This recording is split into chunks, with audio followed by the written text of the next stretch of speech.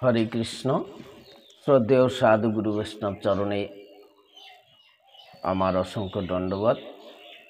তো আজকের আলোচনার বিষয় হচ্ছে ভগবদ গীতা। তো শ্রীমদ্ ভগবদ গীতায় দৈবাসুর সম্পদ বিভাগ যোগে তো 11 নম্বর শ্লোকে বললেন যে মরণকাল অবধি ইহারা কামচিন্তায় ডুবিয়া থাকে, ইহারা কামভোগেই সারবস্তু ভাবিয়া থাকে। শত শত আশা সদাই ইহাদের আবদ্ধ করিয়া রাখে। কাম ও ক্রোধের অধীন হইয়া ইহারা নিজের সুখভোগের আশায় অন্যায় পথে অর্থ সঞ্চয়ে মন দিয়া থাকে। ভগবান শ্রীকৃষ্ণ অর্জুনকে বলছে যে কি বলছে, আসরিক ভাবাপন্ন মানুষের গতি কী রকম হয়, বা আসরিক এই ভাবপন্ন যে মানুষের ভিতরে তৈরি হয় আমাদের, সেটা কি কি কারণে তৈরি হয়, বা কোন কোন বস্তুগুলোর সংস্পর্শে এসে গেলে আমাদের সেই আসরিক ভাব থেকে যায়, সেই জায়গাগুলো দেখতে হয়। এবারে এই কেন সাধুসঙ্গ করতে হয়, কেন ভগবত কথা শুনতে হয়, ভগবানের সেই মুখানিসৃত বাণীগুলো শ্রবণ করতে হয় কেন? ধীরে ধীরে আমাদের ভিতরে যে আসরিক প্রবৃত্তিগুলো আছে সেগুলি নিষ্পত্তি হয়ে এবার ভগবত ভক্তির প্রবৃত্তি হবে। তাহলে ধীরে ধীরে আমাদের ভিতরে সেই কামক্রোধ লোভগুলো ধীরে ধীরে নিস্তেজ হয়ে যাবে, আর এই ভগবত ভক্তিতে পরিপূর্ণ হবে, ভগবানের চরণে সেই প্রেম ভক্তি লাভ হবে। যার জন্য এই সাধুসঙ্গের প্রয়োজন। আর এই ভগবদ গীতার কথাগুলো যদি আমরা ভালো করে শ্রবণ না করি, বা আমরা যদি পড়ার চেষ্টা না করি, তাহলে কখনো আমরা বুঝতে পারবো না এখানে ভগবান কি বলেছেন, কেন অর্জুনকে এই কথা বলছে, দৈবাসুর সম্পদ বিভাগ যুগে কেন এই কথা বলছে। তাহলে কতকাল অবধি? মরণকাল অবধি। এই জন্য শাস্ত্রে বলছে কাম হচ্ছে চির অতৃপ্ত বস্তু, আর ক্রোধ হচ্ছে উগ্র বস্তু। একে সারা জন্মও তৃপ্তি করা যায় না।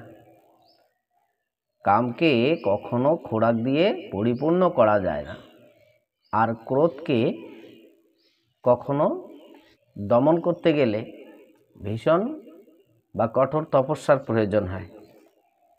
তাহলে এর খোরাক কখনো, তাহলে এই যে মরণকাল অবধি আসরিক ভাবাপন্ন মানুষ যারা আছে, তারা কি করে? সারাটার জন্ম কাম চিন্তায় ডুবিয়ে থাকে। তারা একটাই বোঝে, সারাদিন তারা শুধু ভাবনায় থাকে কখন আমরা ইন্দ্রিয় তৃপ্তি করতে পারবো, কখন আমরা সেই স্ত্রী সম্ভোগ করতে পারবো। ইহারা কাম ভোগে সারবস্তু ভাবিয়া থাকে।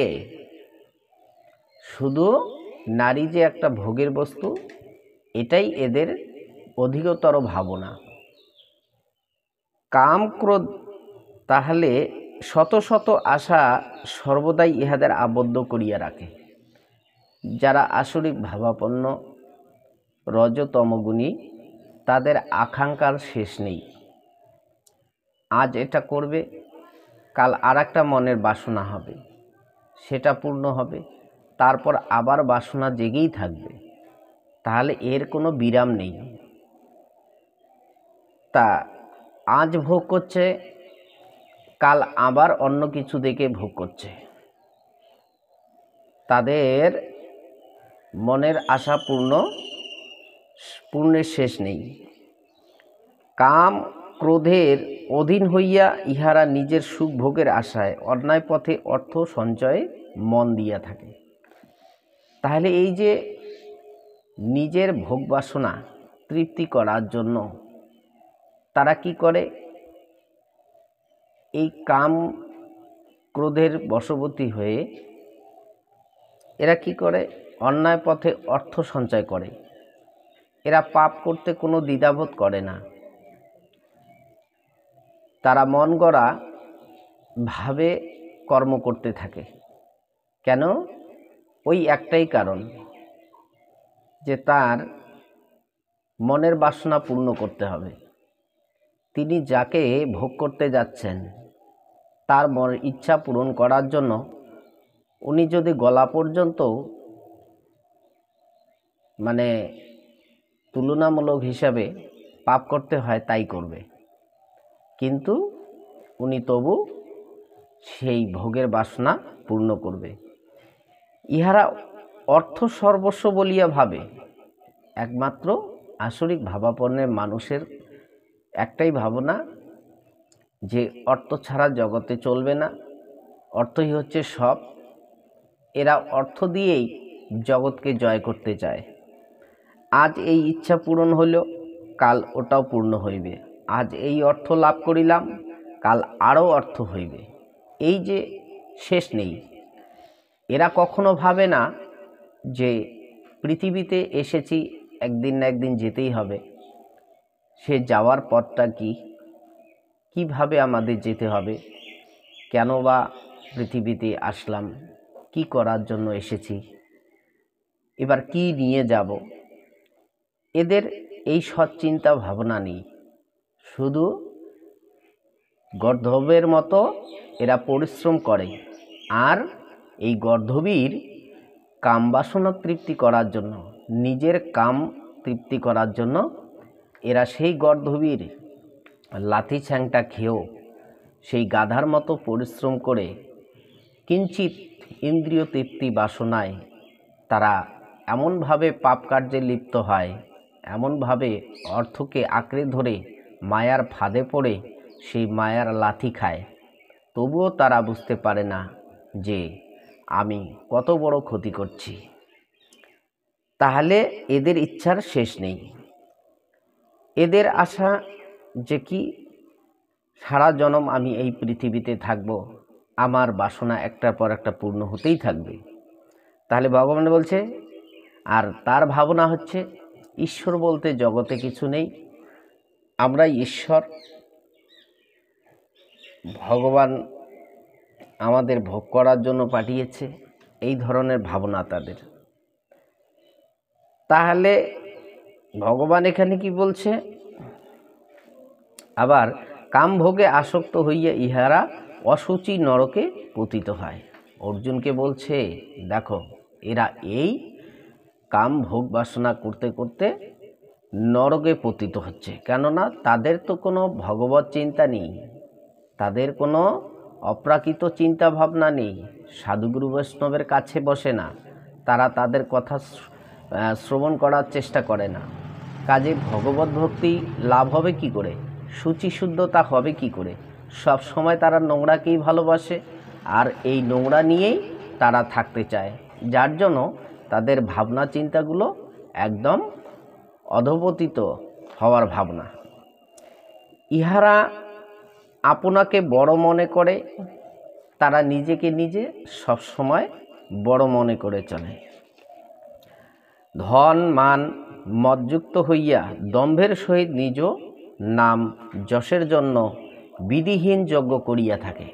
তারা নিজের সেই প্রশংসা, নিজের সেই দম্ভ, নিজের সেই দান ধ্যানের প্রশংসা করার জন্য তারা মন গড়া কতগুলো যজ্ঞ করে, অনুষ্ঠান করে, যে দেখো আমি কত বড় দানি, আমার কত অর্থ হয়েছে, আমি দান করতে জানি। এই আসরিক ভাবাপন্ন মানুষের এটিই ভাবনা। তাহলে এইভাবে ভগবান কি বলছে, যে সেই সকল বিদ্বেষী ক্রূরপরায়ণ নরাধম দিককে আমি বারবার আসুরের স্বভাব দিয়া সংসারে পাঠাইয়া থাকি।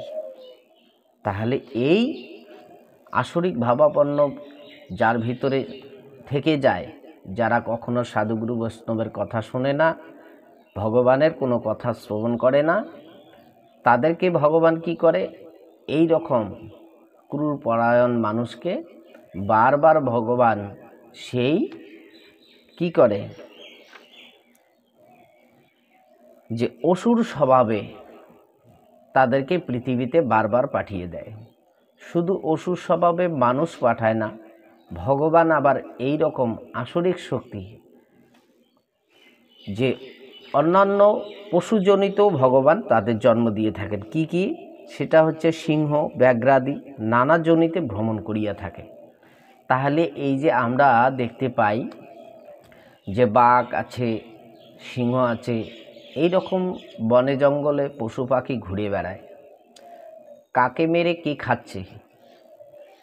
তাহলে এখানে এদের ভীষণ শক্তি, আর এদের কাজ হচ্ছে সবসময় কাউকে না কাউকে মেরে নিজের রসনা তৃপ্তি করা। তা আসরিক ভাবাপন্ন মানুষেরও দেখবেন কতগুলো সারাটা জনম কাকে মেরে কে রসনা তৃপ্তি করতে পারে। এমন ধরনের জগতে শুধু এই প্রাকৃত জগতে ওই বাঘ সিংহই নয়, শৃগাল নয়, মানুষের মধ্যেও এই রকম আছে। কাকে মেরে কে রসনা তৃপ্তি করবে, এটাই ঘুম থেকে উঠে তাদের শুধু চিন্তা ভাবনা, যে আজ খাবো কি, কাল খাবো কি। এই যে ভাবনায় যে কি অন্যায় তারা করছে, কি পাপ করছে, ভালো হচ্ছে না মন্দ হচ্ছে, তারা কখনো এটা হিসেব করে দেখে না। শুধু কাকে মেরে কাকে ঠকিয়ে আমরা নিজে ভালো চলব। তা ভগবান কি করে? এই সমস্ত আসরিক ভাবাপন্ন মানুষদের আসরিক ভাব নিয়েই তাদের জন্মগ্রহণ করিয়ে দেয়, আর তাদের কর্মফলে তারা কি করে? এই রকম পাপ কার্যে লিপ্ত হয়। হে অর্জুন, এই মূঢ়গণ আসুরি জন্ম পায় এবং ইহারা জন্মে জন্মে আমাকে না পাইয়া আরও অধম গতি প্রাপ্ত হয়। তাহলে এই রকম আসরিক ভাবপন্ন নিয়ে জন্ম হয়। এই জন্য তাহলে এখানে কি বলছে ভগবান? যে আসরিক ভাবপন্ন তারা সেই পূর্বজন্মের কর্ম অনুসারে তারা কিন্তু আসরি জন্ম পেয়ে গেল, তাহলে ভগবানের কি কৃপা পাবে না? সাধুগুরু বৈষ্ণবের কি তারা কৃপা পাবে না? এইভাবে তারা জন্ম জন্ম ঘুরতে থাকে সেই আসরিক ভাবপন্ন নিয়ে, তমগুণী ভাবপন্ন নিয়ে তারা জন্মগ্রহণ করে পৃথিবীতে। কিন্তু শাস্ত্রে এটাও আবার ভগবান বলছে, ব্রহ্মাণ্ড ভূমিতে কোনো ভাগ্যবান জীব গুরু কৃষ্ণ প্রসাদে পায় ভক্তিলতা বীজ। তাহলে এই ব্রহ্মাণ্ড ভ্রমণ করিতে করিতে কোনো ভাগ্যবান জীব যদি সাধুগুরু বৈষ্ণবের কৃপাতে তাদের চরণধূলি, তাদের সংস্পর্শে এসে যদি তারা করুণা কৃপা লাভ করে, তাহলে সেই আসরিক ভাবপন্ন তারা পরিত্যাগ করে তারা কি সাধুতে পরিণত হতে পারে। একমাত্র সাধুগুরু বৈষ্ণব কৃপা করে সেই ভগবানের চরণে পৌঁছে দেওয়ার একটা রাস্তা করে। এই জন্য শাস্ত্রে বলছে, মহৎ কৃপা বিনা কোনো কার্য সিদ্ধ নয়। কৃষ্ণ ভক্তি তো অতি দূরের কথা, সংসার বন্ধন হয় না কয়। তাহলে মহৎজনা কৃপা করে ভগবানের চরণে পৌঁছে দেওয়ার কি করুণা করে দেয়, দয়া করে দেয়, রাস্তা করে দেয়। এই জন্য বলছে ভগবানের চাইতে ভগবানের ভক্তের দয়া বেশি, করুণা বেশি। তারা কৃপা করে যদি দেয়, তাহলে ভগবান কিন্তু এখানে বলছে আমি বারবার দিয়ে থাকি। তাহলে আবার সাধুগুরু বৈষ্ণব কী করছে? সেটাকে, যার জন্য গুরু বন্দনা পাই। কৃষ্ণ রুষ্ট হলে গুরু রাখিবারে পারে, আবার গুরু রুষ্ট হলে কৃষ্ণ না রাখতে পারে। গুরুর ক্ষমতা আছে, ভগবানের কাছে অপরাধী হয়ে যান তো গুরুদেব রেখে দেবে। যাও, ভগবানের কাছে অপরাধ করেছো, কোনো ব্যাপার না, তুমি আমার পাশে থাকো, আমি যা বলি তুমি এই সাধুসঙ্গ করো, ভগবান একদিন না একদিন তোমাকে ক্ষমা করবে, আমি কথা দিলাম। গুরুদেবের এই শক্তি আছে, গুরুদেব কৃপা করে দেবে, ভগবান ঠিক রাখবে। আবার বলছে যে গুরু রুষ্ট হলে কৃষ্ণ না রাখে তাহারে। তাহলে গুরুদেব যদি রুষ্ট হয়, ভগবান আর রাখবে না। তাহলে ভগবানের কাছে আমরা অপরাধী হলে গুরুদেবের ক্ষমতা আছে কৃপা করে ভগবানের কাছে পৌঁছে দেওয়ার। তাহলে দেখুন সাধুগুরু বৈষ্ণবের করুণাটা, ভগবান এখানে আসুরি জন্ম দিলেও আবার দিছে। তাহলে কি বলছে? এই যে বলছে, নদীর প্রভাবে জইছে কাষ্ঠ লাগে তীরে, নদীর প্রভাবে জৈসে কাষ্ঠ লাগে তীরে। তাহলে যখন নদীতে বন্যা হয়ে যায় তখন কি হয়, সেই একুল উকুল ভরিয়ে যায়। সেখানে একটা ভরাডুবিতে ভরাডুবি নদীতে যখন একটা কাষ্ঠ ভেসে যায় তখন কুল কিনারা থাকে না, সেই অথই সাগরে সে ভেসে যেতে পারে, সেই কুল কিনারা হারিয়ে যাবে। এবারে কি করছে, কোনো কৃপাতে যদি সেই কাষ্ঠটা কোনো তীরে লাগে, যদি কোনো সাইটে গিয়ে ঠেকে যায়, তাহলে কিন্তু সেই কাষ্ঠটা বেঁচে যায়। সেই রকম ব্রহ্মাণ্ড ভ্রমণ করিতে করিতে কোনো এই রকম আসরিক ভাবাপন্ন সেই পতিত, সেই অধম দুরাচারী যদি সাধুগুরু বৈষ্ণবের সংস্পর্শে এসে সেই পরশমণির পরশে যদি তারা লোহাকেও সোনা করে দিতে পারে, তাদের যদি সঙ্গ করে, তাহলে সেই পাপী তাপী যতই হোক না কেন তারা সাধুতে পরিণত হবে। এটা হচ্ছে ভগবানের কথা। তাহলে এইভাবে আমরা যেন ভগবানের কথাগুলো শ্রবণ করি, সাধুদের কথাগুলো যেন শ্রবণ করি, তাহলে আমাদের মানব জন্মটা ধন্য হবে। যাই হোক, আজকের আলোচনার বিষয় এখানেই বিশ্রাম রাখি। তো পরবর্তী ভিডিওতে আপনাদের সঙ্গে আবার দেখা হবে। তো ভিডিওটি যদি ভালো লাগে অবশ্যই চ্যানেলটি সাবস্ক্রাইব করে রাখুন, আর বন্ধুবান্ধবদের শেয়ার করুন। সুখে থাকুন, শান্তিতে থাকুন। রাধে রাধে।